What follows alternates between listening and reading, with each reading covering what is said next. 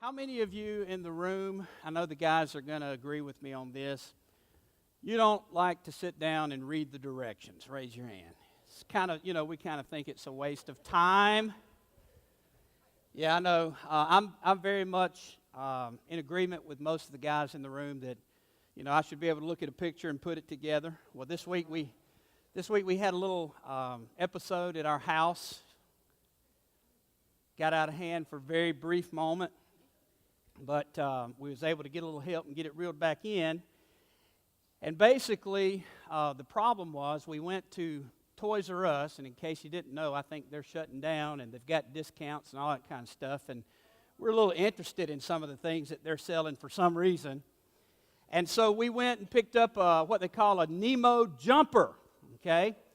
And so we get it home, and I pull out all the parts, and there's only about 18 or 20 different parts. And I'm thinking, I got this. And Sylvia's like, you're going to read the directions, aren't you? Put that first picture up, and I'll walk you through it. So Knox is looking at me, and he's like, Papa, read the directions. They're right there in front of you. So we progress to the next picture, and things start changing, and he's still watching. He's like, I'm not sure even with directions he's going to be able to put this thing together. And then the last picture, he did it! I'm so proud of my Papa, right? Directions are for people who don't want to start over, right? I think so. Sometimes, however, we're forced to start over. That's okay if it's a Nemo jumper, but it's not okay if it's your life. That's a struggle. Again, the title of this new series that we're beginning today is called Reset, and the subtitle is Make Sure the Next Time Won't Be Like the Last Time. Now, unfortunately, most of you in this room know what it's like to have to push the reset button and start all over in a major area of living. Everything was going just as planned, and suddenly not. It's just falling apart. Sometimes you think your plan is perfect, and all the pieces are falling into place when suddenly you get to a session or a season in your life, and you realize not only are you missing parts, but a lot of those parts aren't fitting where they're supposed to fit. Things just aren't working out very well. Life gets hard and life gets messy sometimes. Is there any affirmation in the room to that? Whether it's a career, maybe you had a dream career and you started off strong, you graduated from high school or college and you jumped right into that career.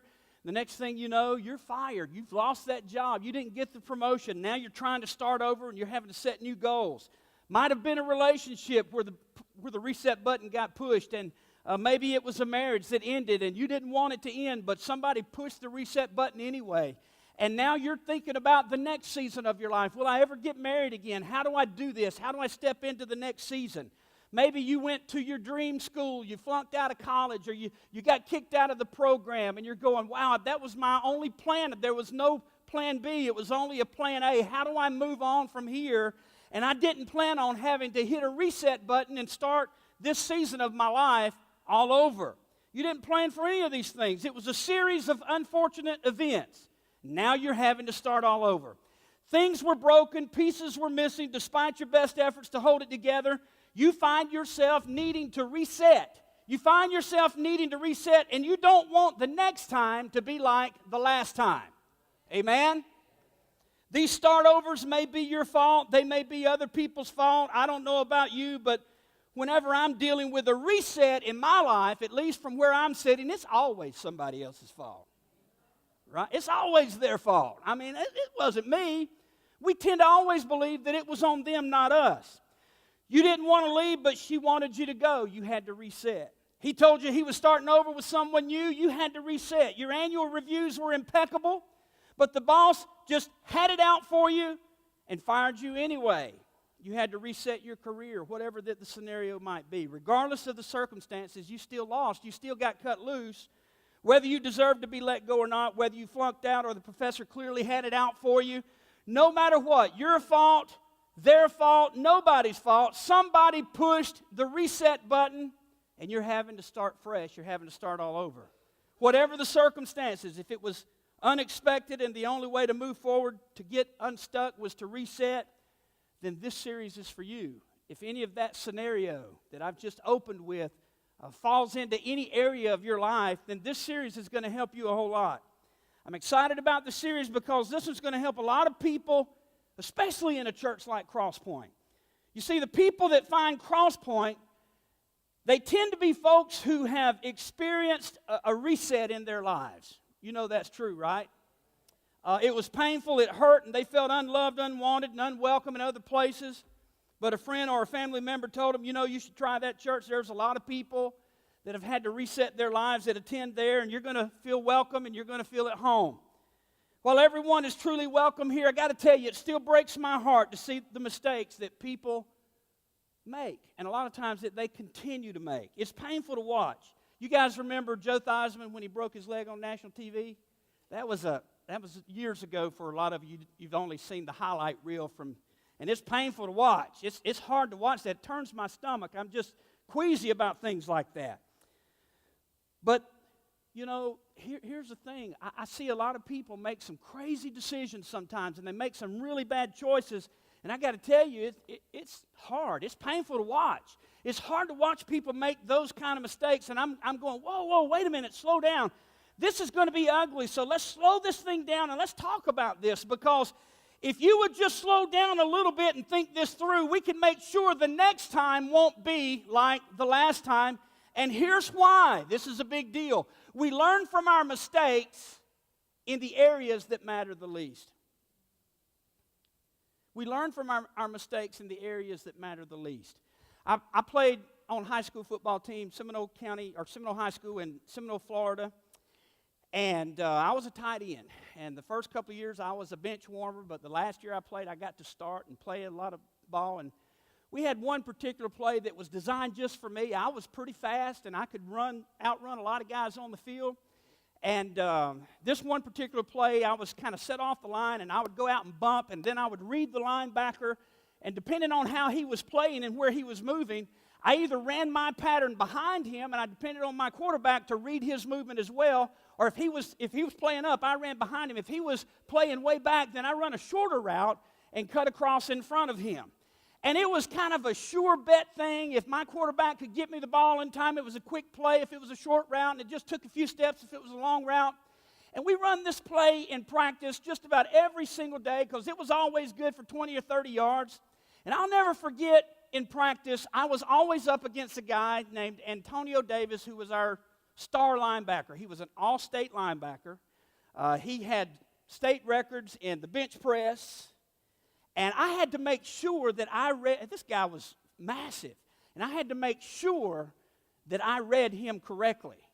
Because if I misread his movement, or if he, kind of set up a decoy and acted like he wasn't paying any attention, I was going to be laid out, and he was going to deliver a blow on me that was going to hurt. And I was going to wince in pain and roll around on the ground, hoping and praying to God I could get my breath back. After just one massive hit, I never made that mistake again. It's one of those where everybody on the sidelines goes, ooh, that was me. Antonio lit me up. So I was really careful and always a little, cautious to make sure I took the time to read his movement, make sure he wouldn't try and throw me off. It had no bearing on the rest of my life. It was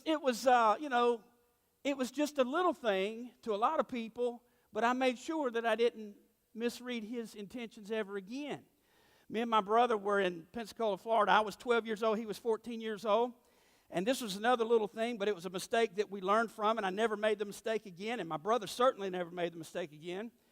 My dad pastored a church in Pensacola, and we were cutting the church grass, and we had one of them old-style lawnmowers, and the spark plug wasn't covered up with a plastic cover like they are now. It was just kind of exposed, and me and my brother were there all by ourselves, and we were cutting along the edge of the wood line, and one day, the mower was hard to start, and once you got it started, you just didn't cut it off, so it's time for a bathroom break. Sylvia can't believe I'm going to tell you all this story, but I'm going to tell you this story. She's struggling right now. She's going, oh, my God, he's going to tell this story. True story. These little mistakes you learn from. You can't make this stuff up. And me and my brother standing over on the edge of the woods taking a little bathroom break.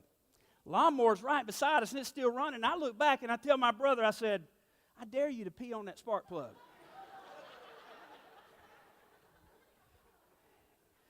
Now, my brother, you'd think he'd had more sense than that, but he peed on the spark plug. He never made that mistake again. Never made that mistake again. In the areas, it's going to be hard to recover from, I know. In the areas that matter the least and have no lasting impact on our lives. Now, he might argue the point and say he worried about having children for a long time, all that kind of stuff. But in the areas that matter the least, for the most part, and have no lasting impact on our lives, we seem to learn the most and the quickest. But unfortunately, and here's the kicker, we repeat our mistakes in the areas that matter the most. And this is just the nature of who we are. Whether it's finances, relationships, the time we give to our kids, things we do at work, things we do at school. After repeating the same mistakes over and over, we kind of walk away from that. We're going, when will I ever learn? When will I ever stop doing these stupid things? But for some reason, we don't learn as quick in the areas that matter most as we do in the areas that matter the least. Now, I used to do a lot more counseling than I do now, and counseling is a very frustrating thing for a guy who doesn't have a whole lot of patience. I've had people who really messed their lives up to come to me for help, and I've given what I thought was really good practical advice, and only to have that advice completely and utterly ignored. They did absolutely nothing with it and continued to repeat the same mistakes over and over and over again, and it was like a waste of my time, all those sessions of counseling. And it drives me nuts because I know that life, just regular everyday life, just us walking through it is going to, within itself, produce a whole lot of unavoidable pain, right? You know this, I know this. If every one of your decisions are absolutely perfect, if every one of your choices are clearly defined and you make every right choice in life, you're still going to experience pain in this life. There's still going to be disappointment, there's still going to be hurt, there's still going to be loss, there's going to be sorrow in this life. Bad things are just going to happen. Even when you do everything right, bad things are still going to happen. So why in the world do we add more pain by doing stupid stuff and then repeating that stuff over and over and over again? Why do we do that? The truth is, when I see people make really bad decisions, relationally, professionally, academically, financially, it breaks my heart. And I think, wow, that one could have been completely and totally avoided. So if you're in a place in your life right now and you know you're about to have to hit the reset button, let's do this right. Let's walk through this together and let's get this right. I mean, there's no reason for you to do it wrong and keep making the same mistakes over. Let's make sure the next time won't be like the last time. This series is going to help you if you'll just show up for it. Now, next Sunday, Josh is going to take part 2, and he's going to do great like he always does. It's going to be a life-changing sermon for a lot of people in the room that need it, and I personally think everyone in the room and a whole lot of others that didn't make it today are going to need that. But we want you to know that it's important for you to lean into this and don't think, don't take it for granted and just assume that it's no big deal. This is a big deal. And I believe that I know Cross Point better than anyone else. We started this church back in 2004. I know the people that are attracted to this church and like it, and I also know the people that don't like it. And I don't have time to worry a whole lot about, people that don't like us, but I do, however, want to help you. Those of you who are committed to being here, you've leaned in because I don't want to see you continue to make the same mistakes over and over and over again. It's painful to watch. So to launch this series, I want to talk about 3 myths that really hurt people who are having to hit the reset button in their life, okay? We're just going to walk through these now. Before all you Bible thumpers in the room get mad, let me go ahead and tell you there's only one scripture in this sermon, and it's going to come at the very end. Next week there'll be a lot more, and this is a series, and we do things a little bit different, and that's why traditional temple worship people don't like us very much, and I couldn't resist. I had to throw that in there. One more thing before we jump into this. The reason next time will be like the last time for a lot of people that will sit through this series is because there's a common denominator in all of your problems. You keep following yourself around, Wherever you go, there you are. And you don't give a royal rip and you don't give a holy hoot about fixing the problem of you. You're too smart to listen to some hick preacher. Knock yourself out. This series is for people who want to make sure the next time won't be like the last time. So 3 myths that keep people from resetting their lives successfully. I'm going to walk through these very carefully. Myth number 1 is the experience myth. The experience myth. There's this notion, experience makes me wiser. I'm a lot wiser as a result of everything I've been through. That's just not true, folks. It's just not true. Experience does not make you wiser. It makes you older. It makes you more tired. It makes you poorer. It makes you angrier, and a lot of times it'll make you lonelier. But experience alone does not make you wiser.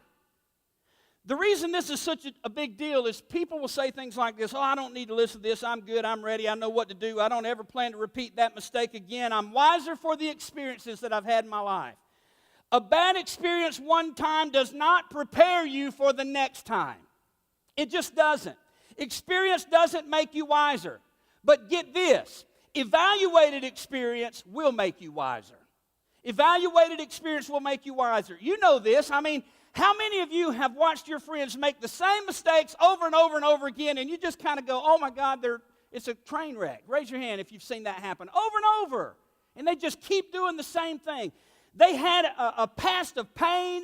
They've been through some bad stuff. They've experienced some really big setbacks in their life of hurt and heartbreak, but clearly they never learned anything from their past previous experience. They just keep messing it up over and over again.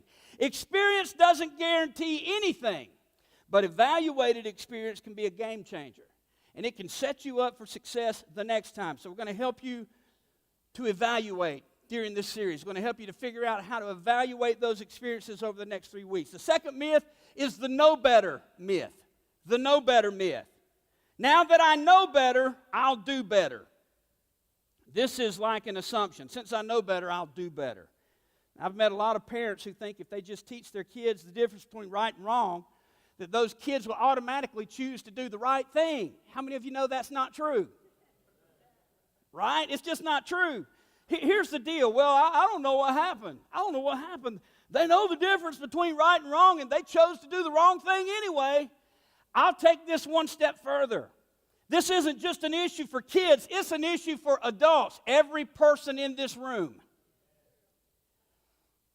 Hey, don't lecture me. Don't you lecture me. I know the difference between right and wrong. I'm sure you do. But that doesn't guarantee that you're going to choose to do the right thing, does it? To assume someone's going to make good decisions because they know the difference between right and wrong is a far-fetched notion. It just doesn't happen a whole lot. Knowing better does not equal doing better, does it? My dad used to say to me, and I can remember him saying it more than a few times, he'd say, son, you need to be careful around boys like that. And I'm like, Daddy, you need to trust me. I know better. I know better. And Daddy would say, son, just because you know better doesn't mean that you're going to do better. You be careful around those boys. They'll get you in trouble. They'll get you in trouble. Knowing better doesn't equal doing better unless you evaluate your experience and make personal changes. This is why for so many, your last bad relationship, your last bad relationship reflects your current bad relationship that's going to carry over into your next bad relationship. I know a guy that was married 3 times before he was 30 years old. One day he comes up to me and he says, what is wrong with the women in my life? Now, I've changed the names to protect the guilty. I'm like, hold on, If Billy Bob and Betty Sue have a problem, if Billy Bob and Bertha May have a problem, if Billy Bob and Gussie Jane have a problem, the common denominator in all 3 problems is, you are so smart. Knowing better doesn't mean you have the power or the self-control to do better. They're two completely different things. We're going to teach you how to fix it. Now, I'm going to spend more time on this third myth because it's kind of the focus of today. We're going to shift gears and get back to another one next week. But the third myth is the time myth. And this is the toughest one. Time is working against me. I'm not getting any younger. Time is a waste, and I learned my lesson. I know better now. I've got some experience. I'm ready to jump back in, hit the reset button, start over as soon as possible. I've learned my lesson. I'll never go back and make the same mistake twice, but I've got to hurry because I'm on the clock here. The clock is ticking. Time is not on my side. That is absolutely not true. It's completely and utterly not true. In fact, of the three myths we're talking about today, this is the most destructive myth. Now, here's a common theme. I'm going to isolate one instance, but man, this has been repeated over and over and over again here at Crosspoint Church. And I'm not thinking about anybody but one person who has been gone from our church for a long, long time. So I can use this illustration, and I'm going to make it a little vague and without a whole lot of detail just to give you some clarity on the kind of stupid things that we do. But there was a young lady years ago that attended our church, and her husband just up and walks out on her. And left her with kids, a house full of kids, and she didn't know what to do. And she went through the grief and the anger and the bitterness and the rage, and we counseled with her a lot, trying to help her get through that and how we're going to fix this and move forward. And I'm telling you, it was like 3 weeks later. She had not even filed for divorce, and he'd left with another girl. And she come walking through the doors, and she's got a new guy on her arm like 3 weeks later. And I told my wife, I said, surely she is not that stupid. And Sylvia goes, I think she may be. I think she may be. This is so much worse than peeing on a spark plug. So much worse. But Pastor, the clock is ticking. I don't have time to fix what's broken. I've got a blank space, baby, and I'll write your name or your name or your name. It doesn't matter. Just give me a name. I need a name. There's a problem with that kind of thinking. Listen, you need to know time is your friend, not your enemy, when it comes to making huge life decisions. But PT, the clock is ticking. For the love of God, let it tick. Let it tick. You talk about loneliness and, oh my gosh, the train is leaving the station and I've got to get on the happy train. I understand why people feel that way, but you really need to slow down because time is your friend, not your enemy. And this is true in every arena of life where you have to push the reset button, okay? And here's why. And you know this is true. I'm just putting out some real practical stuff today, and you can push back and you can say it's not true, but when you break it down and you peel away all the layers, we know this is true. It's undeniable facts. When you've gone through a difficult life experience, whether it's your fault or her fault or his fault, somebody else's fault, the truth is you're a little bit out of balance and sometimes a lot out of balance. And before you make another big life decision, you need to regain balance again. Emotions are like a temperature. They go up and they come down, but they don't usually come down as fast as they go up. And you're carrying a little anger and a little resentment, and you're carrying a little bit of jealousy. You're carrying stuff and, a whole lot of stuff you don't even realize you're toting around. A lot of baggage there. So consequently, you're walking around completely and totally, utterly out of balance. Your emotions are running high. You're still dealing with a whole lot of pain. And we all know, this is a fact, when your physical temperature goes up, it's an indicator that there's something out of kilter in your body. Something's not right in your body. The same is true when your emotional temperature goes up. And listen, isn't it true when you're in pain physically, you become very self-absorbed? It's all about you. When you're hurting, you kind of close out the rest of the world and you focus on you. You're not concerned about anybody else who has similar health issues or well-being. You're not concerned about their well-being. And when you're sick, it's just all about you. You're concerned about your health and your own well-being. Well, guess what? When you're in pain emotionally, you also become very self-absorbed. It's not your fault. It's just the nature of pain, and it's how we're all wired to deal with it. If you suffer with migraines, we have a lot of people in our church that have issues with migraines. You understand what I'm talking about, because when you're dealing with a migraine, the last thing you want is for someone to try to engage you in a conversation or ask you a difficult question or ask you to do something for them, right? You're not into helping them when you're fighting a migraine. Why is that? Well, it's not that you don't love or care about those people, because you do. It's just that when you are in pain, you are very self-absorbed. You're very focused on me. It's the nature of pain. You can't help that. It's true of all physical pain. Well, guess what? Emotional pain is the very same. It's the very same. We're just not as aware of it. So people in emotional pain that's going through these horrible seasons of life, they're very self-absorbed people. You've seen this. You have some friends that are going through some really tough times. And every time you have a conversation with them, you end up talking about their problems. You wanted to share some great stuff with them, but the whole hour or however long, a day or a week that you spent with them, you spent the time talking about their life issues. Some of you are in a small group with some emotionally hurting people, and every small group conversation gets hijacked by the issues that they're dealing with. Why is that? They're very self-absorbed, and they don't even realize that they're dominating the conversation talking about their problems. Small group finally ends, and everybody's headed to the door, and the self-absorbed person who's been in a whole lot of pain, they look around, they go, wow, I got a whole lot out of this tonight. And you're kind of thinking to yourself, well, gee whiz, you should have. You dominated the whole evening, and none of the rest of us got to talk. Don't misunderstand me. It's what small group is for a whole lot of the time, but it bears out my point. I know we need people who will enter into our pain and listen to us tell our story over and over and over again and walk through us with that same story over and over again. My point is clearly made. Self-absorbed people make self-absorbed decisions, and it's like they can't help it. It's the nature of the beast. It's the nature of pain, whether it's physical pain or whether it's emotional pain. And again, tackling, I want you to get this now, it's so important. Tackling the next major life decision before you've allowed the temperature to come down and find balance again is a very dangerous thing, and you're prone, when you rush into the next season of your life, to repeat those mistakes over and over and over again. When you're healthy, you have clarity. When you have clarity, you make better decisions. And until you have clarity, you have no business making those massive decisions in your life. It takes time for muddied water to settle. You know what I mean when I say muddied water? Is that just a Mississippi term that I need to clarify?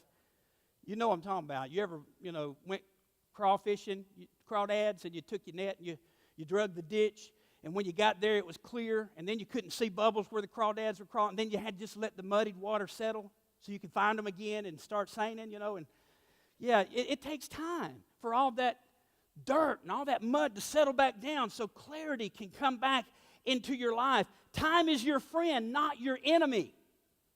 Now, before you go rushing through the next door of life, if you want the next time to be better than the last time, you need to slow down. Look at the person next to you and say, just slow down. You need to slow down. There are all kinds of stories in the Bible. We're going to get to some of these during this series, but there are all kinds of stories in the Bible about people who had to push the reset button and start over, and almost every single one had to wait a season before they were able to get back into the game and be effective again. Moses had to wait 40 years before showing up for round 2. David had to wait somewhere between 8 and 12 years after getting kicked out before he shows up again to be the king over Israel. The Apostle Paul was put away for about 14 years before he shows up to be the man who would again plant churches all around the Mediterranean rim. And here's the interesting thing. Not only was there a season, a holding pattern season or a season of waiting, but two things emerged in their lives after they all hit the reset button. And I want these two things to happen in the lives of every person in this room that's either about to have to reset or maybe you're going through that reset process right now. Here's the two things. First of all, they came back with a divine sense of destiny. And second, they came back with abiding sense of humility. That divine sense of destiny, that's just this thought. God is up to something and I get to be a part of it. When you do it right, you get to come back and you go, wow, God brought brought me through that. Man, God helped me to reset, and now, God, I can see clearly God is up to something, and I get to be a part of it. There's this divine sense of destiny, and then that abiding sense of humility. You also come out of that season of resetting, and you say things like, no matter how God uses me next, I'm not going to be proud, and I'm not going to be arrogant about it, but I'm going to stay humble, and I'm going to walk through this next season with victory. In 30-plus years of being a pastor, I've seen people who were forced to reset their lives. Sometimes it was their fault, sometimes it wasn't. And I can tell you without question, the people who hit reset and went into that reset season with the mindset, time is not on my side, time is not my friend, the clock is ticking, I have experience, but I've got all this experience, so that's going to help me get through. I've got all the experience in the world, but no time to wait, and since I know better, I know better, I've learned all this stuff, I'm in a hurry, I've got to get it done now. I've watched those people repeat the same mistakes over and over and over again.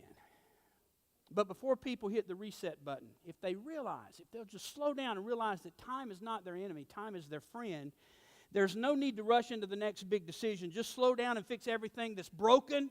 It got broke during the last season of your life. Let the muddy, dirty water settle. Let the emotional temperature return to normal. The people who do that come out on the other side saying things like this: God is up to something in my life. God's doing something big. God has a purpose for my life, and I'm starting to see it again. They say things like, you know what, I wouldn't trade anything for the lessons I learned in round one during that tough relationship. They had no right to kick me out of the company, and they broke every promise that they made to me, and I was so angry about that. I was such a victim. It was devastating, but I'm telling you what I learned, what I took away. I'm a better person now. I feel like God is up to something, and God is doing something huge for me. They emerged from those situations with a sense of destiny and with a sense of abiding humility that God is doing something in their life. Now listen, I know people tend to repeat the same mistakes over and over again. However, if you're facing a major reset in your life, instead of looking back and thinking things like this, what a complete waste of time. What a complete waste of life. Instead of saying that, you need to walk away from it being able to say, wow, God brought me through all of that. Look where I am now. I'm standing before you. I've been fired one time in my life from a very well-known, prominent church in a denomination. And I was pushed out of that. And we thought our whole world had come to an end. I didn't realize that setback was a setup for the next great thing that God was going to use us to do. Same is true for you folks. You're struggling and you're wondering, how am I going to get through this? I promise you, you're going to get through it just fine. That setback is just a setup for the next big season in your life that God is going to bring you through. Life gets messy, but here's what I know. If you'll allow God to do something in you after a major setback and before you hit reset, you will move into the next phase or the season of your life with a sense of destiny. And I'm telling you, this is what happens when men and women allow God to do something between the bad season that just ended and the next season that's about to begin. I want that for every person in the room. If the door was slammed behind you, don't try to break the door down to get back in there, or even try to kick down another door to move on and get out of that season of your life. Let God open the next door for you. Don't break it down. Don't pry it open. Make sure the next time is not like the last time. Now, let me leave you with that one verse that I promised you for today. It comes from the Apostle Paul, who didn't have a very good first season in his life. Matter of fact, it was bad. It was really bad. In fact, based on some things that he wrote that we read from his own pen, he said he was quite embarrassed about the first season of his life. He had a hard time getting past it even after he hit the reset button.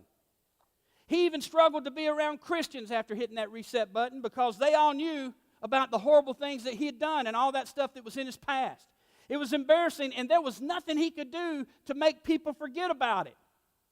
And yet he saw God leverage his horrible past and set him up for what he was to do in the future. So with that in mind, he writes to some Christians who live in Rome, and here's what he said. He said, and we know. And that literally means we are confident that in all things, in all circumstances, no matter what has happened, no matter what you've done, no matter what was done to you, no matter where you've been, God works. God works. Remember, just because I'm experienced doesn't mean I've learned anything. Just because I know better doesn't mean I'll do any better. But if you will allow Him, if you'll allow God to, He'll work through that chapter of your life that you wish you could just forget and erase. And He'll help you start over and push that reset button with amazing success.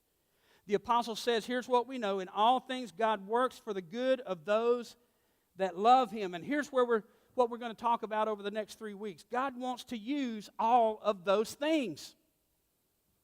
We don't think God can get anything out of some of the stuff that's happened in our past. God says, I'm going to use all that stuff. All those setbacks, they're just setups for the next season of your life that's coming. I'm going to turn all that bad stuff around and make something good out of it. Your setbacks are just the setup for the next season if you'll just allow God to use all those things. He continues, and we know that in all things God works for the good of those who love Him and who have been called according to His purpose. This is huge. Your Heavenly Father can bring purpose to anything if you'll allow Him to. But if you rush on to the next big life decision because you think you've learned all the lessons and there's nothing to evaluate, you're going to enter the next season of your life having not learned a thing. And you're going to be prone to repeat the same mistakes over and over and over again. The good news is this: you can be sure the next time is better than the last time. Not just because you want it to be better, but because you planned and prepared for it to be better, and because you didn't miss a single sermon in this series. That's how good it's going to be. If you miss it, good luck. You better catch it online. So over the next 3 weeks, we're going to teach you how to make sure the next time is better than the last time. Just because I've got experience doesn't mean I've learned anything. Just because I know better doesn't mean I'm going to do better. And just because the clock is ticking doesn't mean that I need to get in a hurry. Time is on your side, and God will use this time to prepare you for the next time. I have this app on my phone. Anybody ever, sometimes you just want to throw your phone under the car and just, run over it a bunch of times? I have this app on my phone that gets on my nerves. It's bad enough to make a preacher want to cuss. And it's an app that basically it's called Groups, and some of you have it, and we've talked about it, a lot of us, and I text my staff on this app, and it saves everybody from getting put in, the same thread, and they can text me back individually and do this with my section leaders and all this kind of stuff. And sometimes, like last Sunday after Easter, I wanted to send out a text to my staff and volunteers that helped and did such a phenomenal job. And I spent like 15 minutes typing out this text. And I deleted and went back and I changed words. And I said, I want them to feel what I'm feeling. I want them to know how proud I am of them. And I spent like 15 minutes writing and rewriting this text. And then finally, when it's time to send the message, even though I do it in batches so that everybody gets an individual text, and I don't just hit the button and they all are in one batch and then they're all locked into this thread of texting. So I go through every one. There was like 60 people that I was sending a thank you to that kind of headed up programs for us and made great things happen. And so I hit the first person on the list. And all of a sudden, my iPhone went into the little spinny thing up top, and I'm like, oh dear God. And it just locked into that. And it stayed there. And this has happened so many times before. And I know what's about to take place. I don't have the wherewithal, the tech ability, to retrieve anything that I've just spent 15 minutes texting. It's all going to be lost, and I'm going to have to reset my phone to get out of this. And when I reset, and it comes back up, it's going to give me all kind of good, hey, welcome back. And I ain't happy to be back. Because there's nothing there. I'm irritated. And it's all gone. And I got to re-tag all these people, and I got to refigure. So I've just lost another 15, 20, 30 minutes trying to make this work again. Here's what happens with a lot of people who are facing a major reset in your life. You feel the same emotion that I feel when I know that that phone is locked up, and if I have to reset, I'm going to lose everything. And you feel that, so you're afraid. You're afraid about the next season of your life. If I hit reset, I'm going to lose a lot here. I stand to lose a lot, and I just want to. And so you're froze. You're just froze, and you're watching the little wheel on the screen. It just keeps spinning, and you don't know where to go. You're afraid to take the next step. You're afraid to reset and push that button because you're afraid you're going to lose everything. I'm going to make a promise to you, and I'm going to stand by this promise. If you will wait on the Lord, you hear me now. If you will wait on the Lord, if you will follow the directions that He gives you and trust Him completely, even if you lose a job, even if the relationship has come to a halt, or even if a dream has faded, God will make the next door you walk through the best door you've ever walked through. He'll do that. Your setback is just a setup for the best that is yet to come. Would you bow your heads with me? Father, we love you, and we're eternally grateful for everything that you've done. What a beautiful group of cross-pointers that gathered here on spring break and bypassed the beach today. And thank you for the cold weather that pushed them into the house of the Lord. God, I pray in Christ's name that you will speak to the hearts of the people that are in this room. There are some hurting folks that are sitting in these chairs. They're broken, they're battered, they're feeling beat up by life. Their souls are bloodied and they're hurting. And I'm asking you in the name of Jesus, God, that you will speak into their life, this season, this holding pattern that they're in, before they rush into the next season, before they kick down a door and force something to happen, before they reset and do it all wrong and get it completely messed up again. Will you speak into their life and help them to realize these major life decisions that we're rushing into, we need to slow this thing down. We don't need to get in a hurry. Time is on our side. It's not our enemy, it's our friend. Help us, dear Father, to lean into faith, to read the instruction manual that you have given us. We're going to break it down in a clear way over the next 3 weeks. We're going to help people have a plan to proceed and to do it effectively without losing everything. And if something gets lost anyway, Father, you're going to reaffirm to them and show them that the next thing is going to be the best thing that they've ever experienced. It's going to be so much better where they're going than where they came from, if they'll just follow your direction. Help us to lean into that. Help us to trust you for it. God, help us to lean into faith. When things get shaky and we're not sure and we're worried that it's all going to fall apart, help us to have faith and to trust you.